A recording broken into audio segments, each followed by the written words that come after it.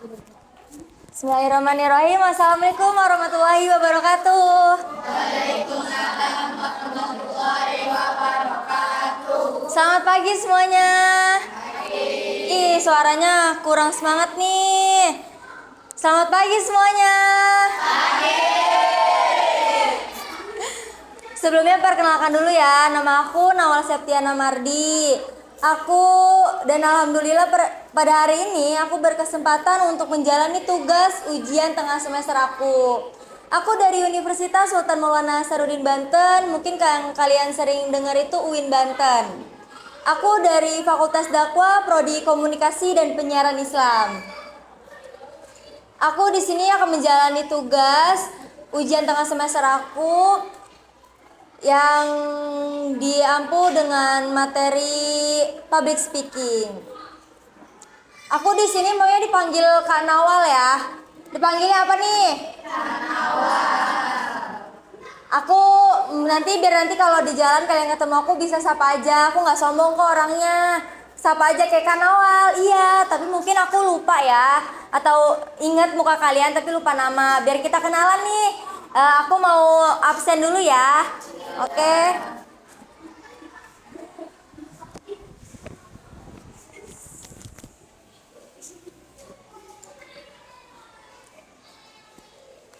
Ahmad Rifa Hamami.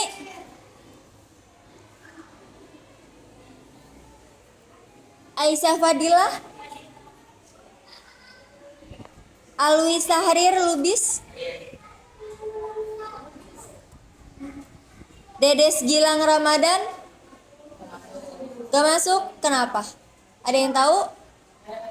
Oh, nggak ada keterangan.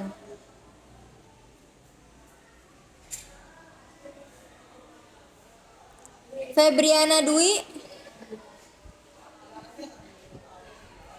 Kaila Dewi. Mas Ud Faiza. Muhammad Al-Azil. Muhammad Ilham. Muhammad Nur Ilmal.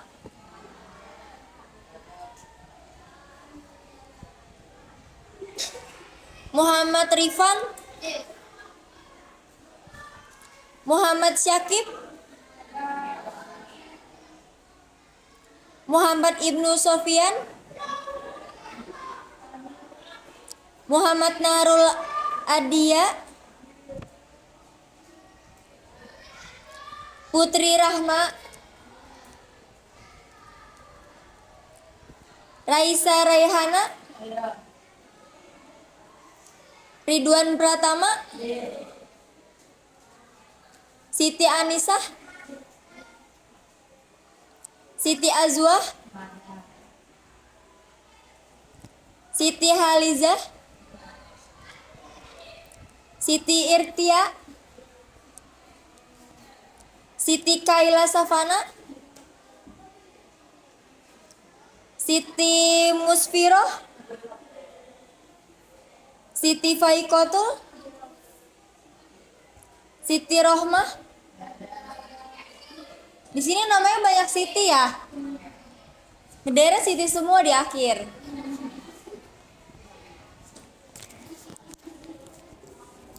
Oke. Karena aku udah kenal nih sama kalian satu-satu lewat absen. Mungkin karena banyak Sitinya aku sulit menghafal ya. Karena Siti banyak ya. Ada yang tahu nggak hari ini hari apa? Hari Senin tanggal. Ada yang tahu? 21.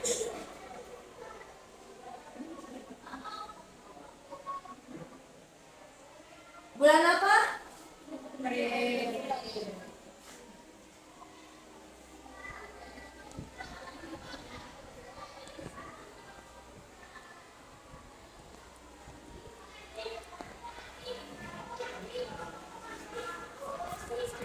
Oke, aku di sini pengganti Bu siapa? Ya, aku pengganti Bu Aas di pelajaran Akidah Akhlak. Oke, hari ini aku akan menjelaskan atau menceritakan ya tentang kisahnya Nabi Ayub. Dibuka semuanya halaman 36, 37. Dah. Oke, kita langsung aja nih ke materi hari ini. Oke, tentang menceritakan kisah Nabi Ayub alaihissalam. Nabi Ayub alaihissalam diutus oleh Allah Subhanahu wa taala untuk berdakwah pada tahun 1420 sampai 1540 Masehi.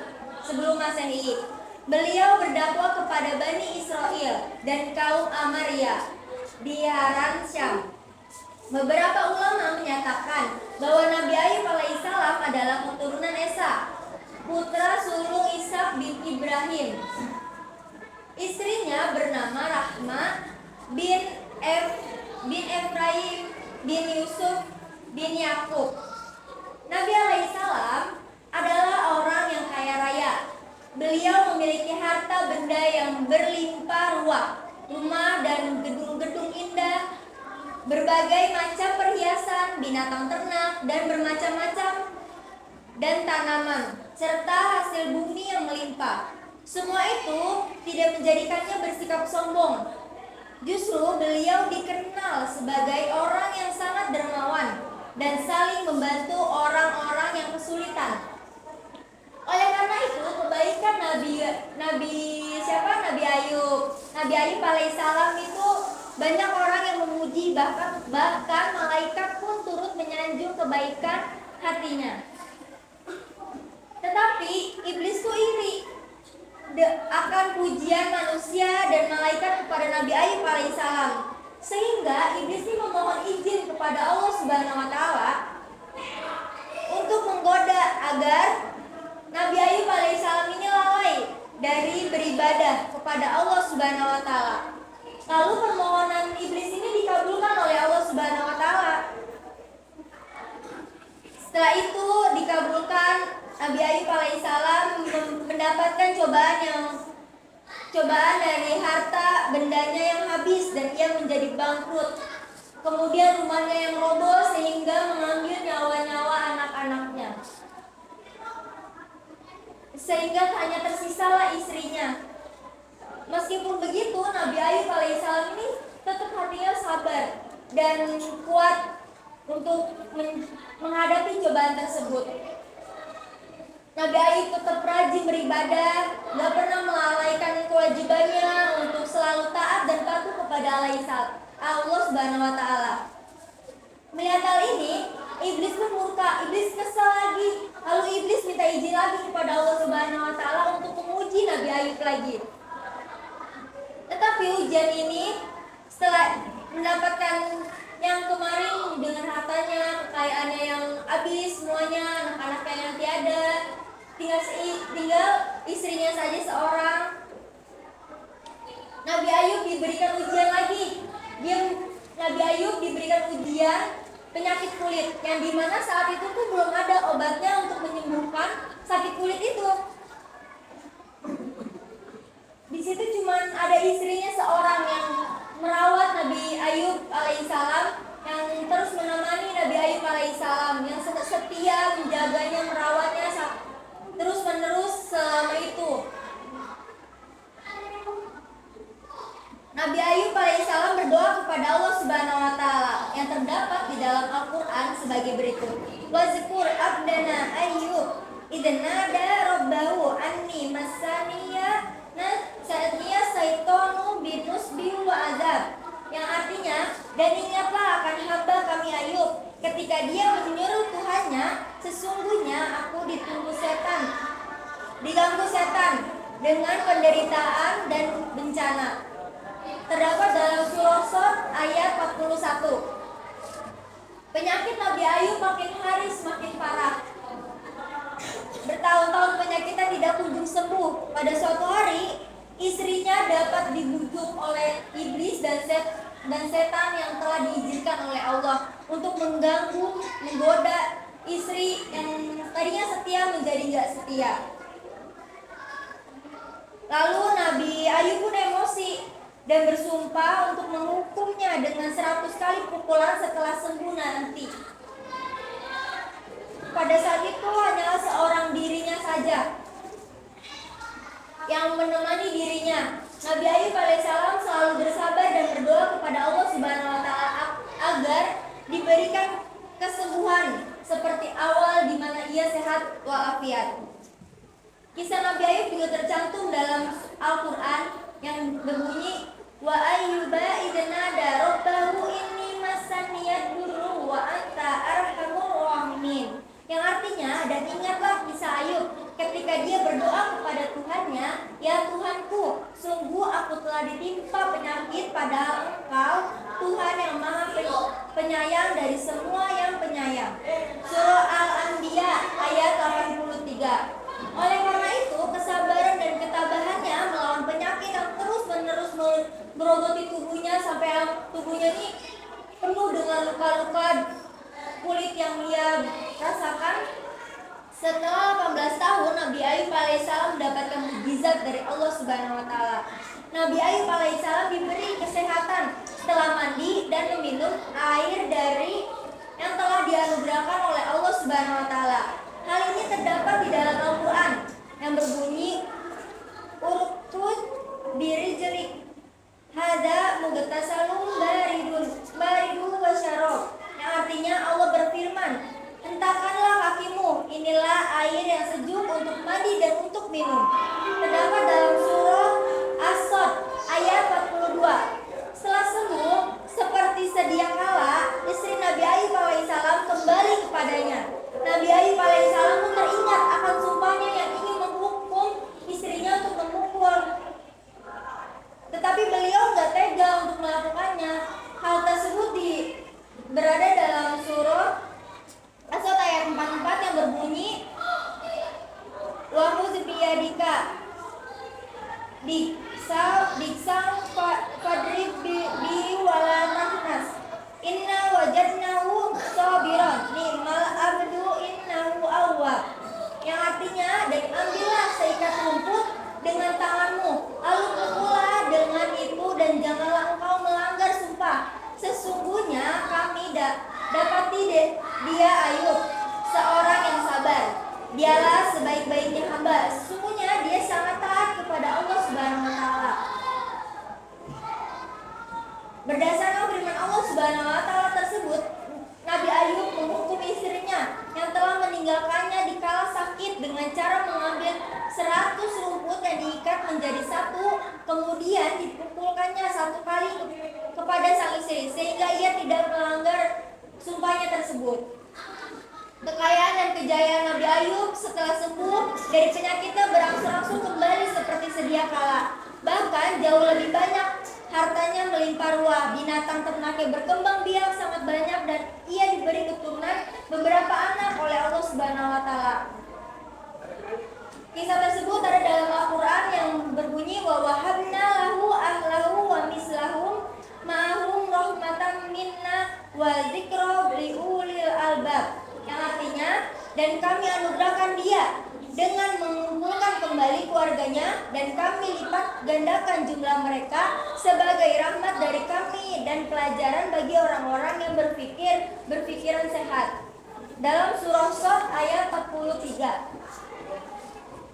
Lalu Allah juga berfirman, wastajabna lahu fakasafna ma bihi min durrin wa atainahu ahlahu wa mislahum ma'ahum rahmatan min indina wa dzikra lil abidin, yang artinya, maka kami kabulkan doanya, lalu kami lenyapkan penyakit yang ada padanya, dan kami kembalikan keluarganya kepadanya, dan kami lipat gandakan jumlah mereka sebagai suatu rahmat dari kami, dan untuk menjadi peringatan bagi semua yang menyembah kami. Itu firman Allah Subhanahu wa taala. Cukup jelas teman-teman? Aku kasih waktu buat kalian membaca ulang dan mempelajarinya. Aku nanti ada pertanyaan-pertanyaan nih yang harus kalian jawab, oke? Silakan kalian baca dan mengerti, pahami tentang kisah Nabi Ayub alaihissalam.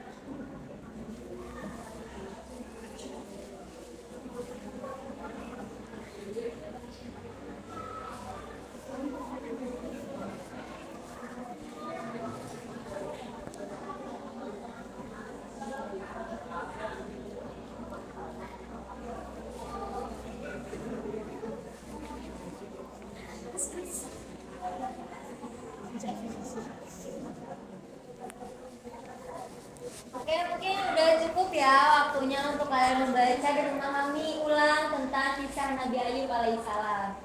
Aku akan menanyakan 5 pertanyaan. Nanti yang bisa jawab ya, angkat tangannya, nanti aku kasih waktu untuk menjawab. Apa penyakit Nabi Ayub alaihissalam? Ada yang tahu? Siapa namanya? Muspiro. Kulit menahun. Penyakit apa? Kulit menahun. Iya. Jadi Nabi alaihissalam diuji dengan penyakit kulitnya, ya. Sekali lagi penyakit kulitnya yang nih, lalu berapa lama Nabi Ayub alaihissalam sakit? Ada yang tahu? Berapa lama? Selama 18 tahun. Iya. Nabi Ayub alaihissalam telah diberikan ujian oleh Allah Subhanahu wa taala sakit kulit selama 18 tahun lamanya. Dengan ujian-ujian yang sebelumnya, sebelum diberikan ujian sakit kulit itu, Nabi Ayub juga diberikan ujian dengan hartanya, kekayaannya semua hilang gitu aja. Lalu di mana Nabi Ayub diutus? Ada yang tahu? Di mana? Hah? Di daerah Haransan. Iya benar. Nabi Ayub diutus di daerah Haransyam.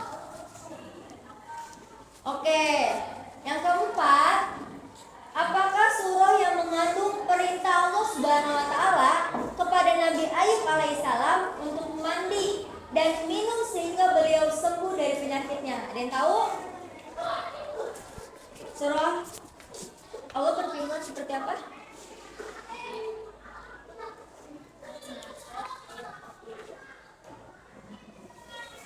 Bunyinya?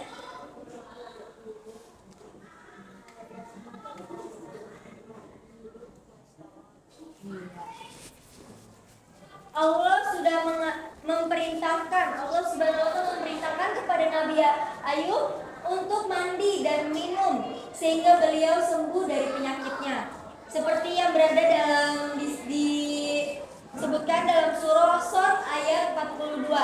Uzukur birijlika hadza muktasalun baridu wa sarab. Yang artinya Allah berfirman, hentakanlah kakimu. Inilah air yang sejuk untuk mandi dan untuk minum. Air itu yang membuat sembuh Nabi Ayub alaihissalam dari penyakit kulitnya. Lalu yang terakhir aku bakal nanya nih, apa yang dilakukan orang-orang di sekitar Nabi Ayub alaihissalam ketika beliau sakit? Ya? Menjauhi dan menghindari karena takut tertular penyakit dari Nabi Ayub alaihissalam. Iya. Jadi orang-orang di sekitar Nabi Ayub alaihissalam itu pada saat Nabi Ayub terkena penyakit kulit, banyak orang-orang yang di sekitarnya berpergian untuk meninggali dan menjauhi Nabi Ayub alaihissalam.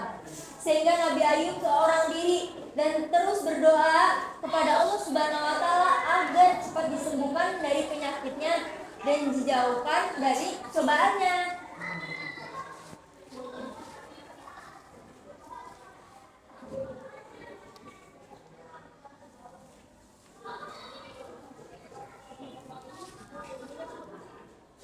Oke, jadi dari kisah Nabi Ayub ini kita cukup mempelajari banyak ya tentang kesabaran, keikhlasan, dan ketabahan dalam menghadapi suatu ujian.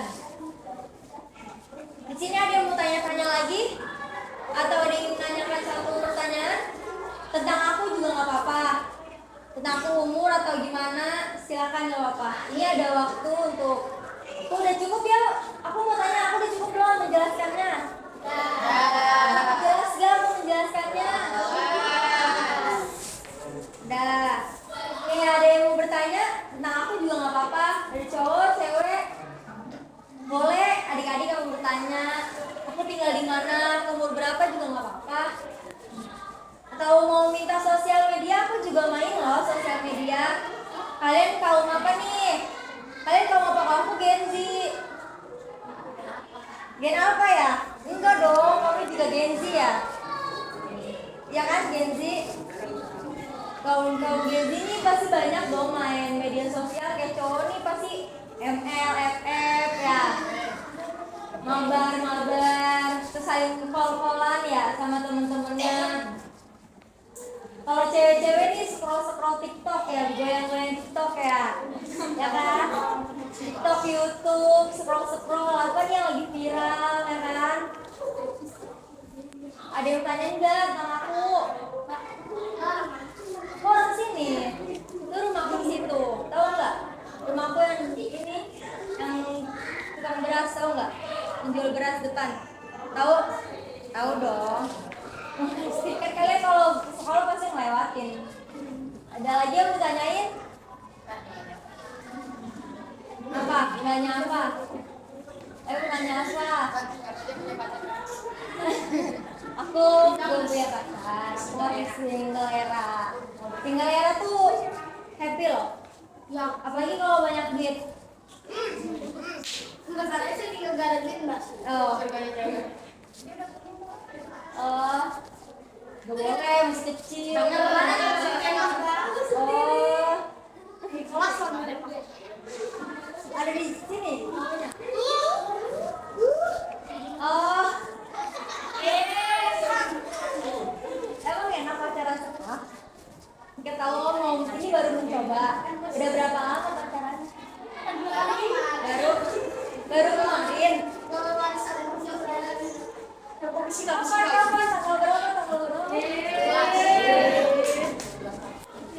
Ada yang ditanya lagi nggak? Hah? Apa mau tanya apa? Kuliah enak loh. Kalian lebih banyak wawasan, pengalaman sih ya. Kayak aku kayak gini tugas ujian tengah semester aku. Kalian UTS enak ya, cuman jawab-jawab. Aku tugas bikin video, ngedit. Tapi tergantung kalian, jurusan kalian juga. Kalian di sini ada yang berkenan untuk kuliah? Mau dong pasti semuanya. Kamu ada cita-cita apa dari kamu? Poluan? Wow, keren dong, harus latihan loh kamu. Kalau kamu? Tata rias, keren. Kamu suka make-upin? Kalau makeup kayak gitu loh. Nggak ada makeup yang natural. Bener. Dia bukan enak loh. Natural kelihatannya. Iya. Kok? Masa sih? Itu orang cek aku asli, Mbak. Asli. Cowoknya ada yang mau tanya nih, cowok jangan diem aja. Ada yang mau tanya nggak? Mau tanya nggak? Mau tanya apa? Kenapa? Mau tanya apa?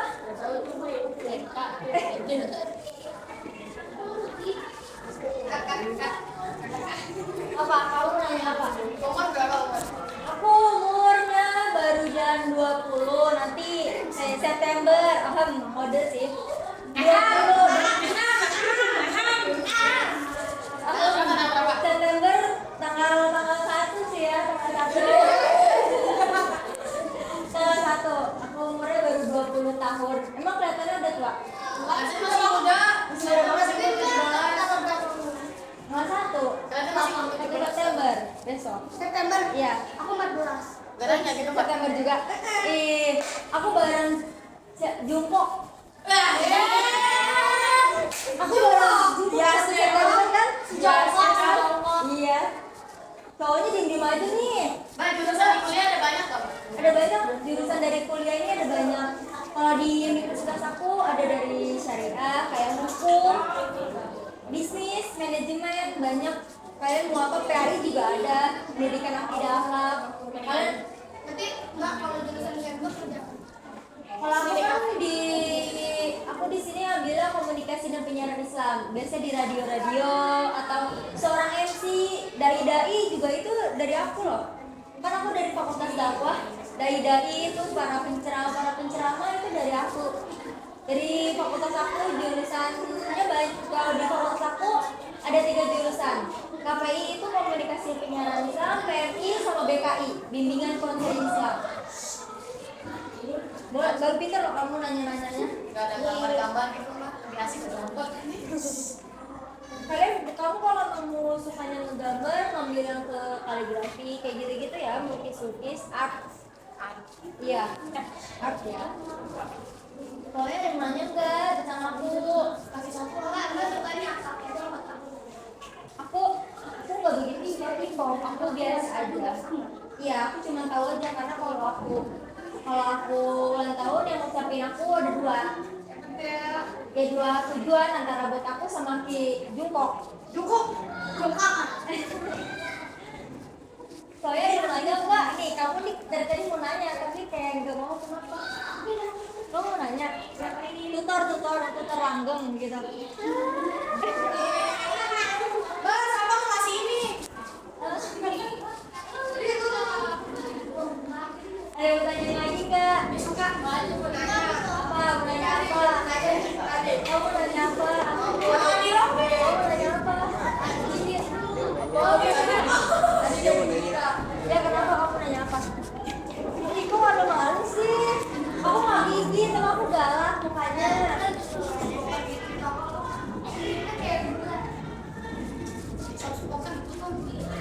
Tutor soft spoken.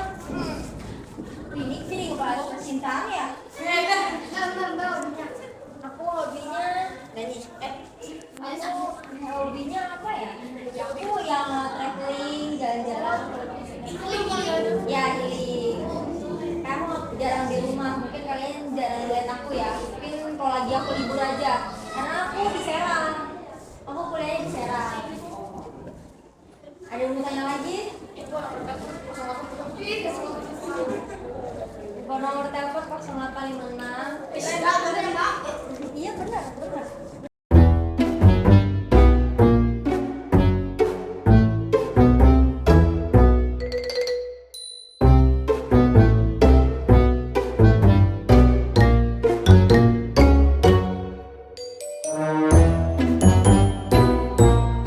Bang, di negara impian Ada apa? negara impian.